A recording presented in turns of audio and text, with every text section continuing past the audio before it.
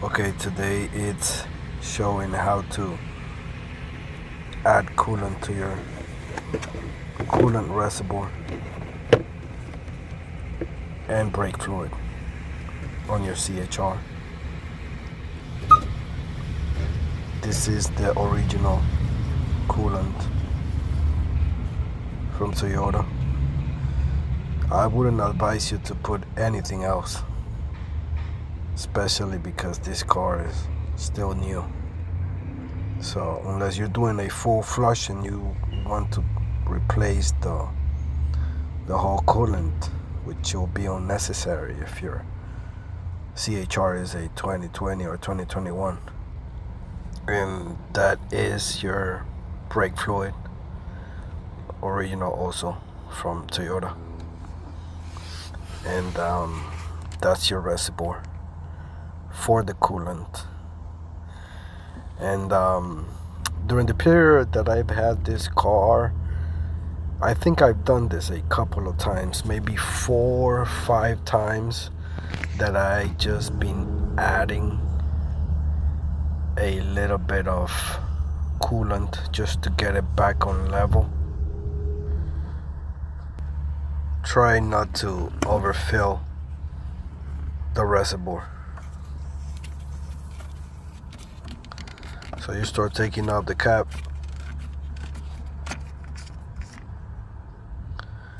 and that's how it looks like. When they start failing, it's because that little orange rubber inside, it gets hard, it starts cracking. That's when you know when this cap is going to start failing. So you want to keep an eye on that rubber seal inside, and once you see that it's already cracking, or you should replace it. When it's your first time taking things on and off the car, you want to get a feel on them. That's why I take it off, and then I get a feel on how it has to go back. Soft. Right there is getting a little hard, and it's because it has a line. So whenever you put this cap back on, make sure that it's tight and all the way. As you can see here, it has to be a line there. Now you might have thought you were already done, but there's one more turn, and then it clicks, and that's when it's well seated. So just make sure that you're doing it right. After this, just add your coolant. Don't put too much. If you overfill very little or pass the line very little, that's not a big problem. It's just make sure you don't do it all the way to the top. I bought this coolant when I bought the car because it's always good to have it. And as you can see, that's how much I've used. You can still see that it has a lot inside, and it will last for at least 1 more year, 2 more years. Depends on how much you use. The color on it is pink. Make sure you close it so you don't spill nothing out,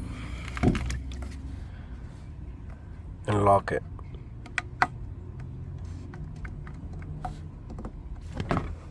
So now we jump into the brake fluid. Like I said, this one is original. You don't want to be mixing stuff when this car is still new. And that is your reservoir right there. It's still clear, still yellow, still good. So before you start putting the fluid inside, you need to take this off, and you start with this seal. And as you can see, this seal, all you have to do is pull it. It has a little hole there, and that's how it's gonna go back in. Don't just rip things off, because then you're gonna mess up your seal, and you don't want that, because then water is going to go inside the engine compartment. So make sure you do it nice and soft. This one is in the opposite position, so you want to go to the left, pull to the left, and the other one you pull to the right. Alright, once you move that to the side, all you have to do is start taking this off. And you want to start with these little clips here. Don't just start pulling stuff. Make sure you're following step by step so you don't break nothing, and you're taking care of your machine. Once you take those two off, it's a little easier. You see, I can bend it, but what you want to do is just take it off.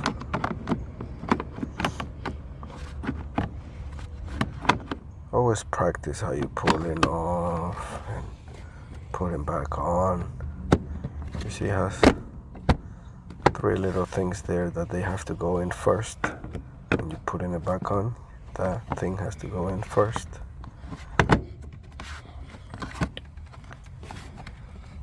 And when you have both hands, it's just easier to lock this on.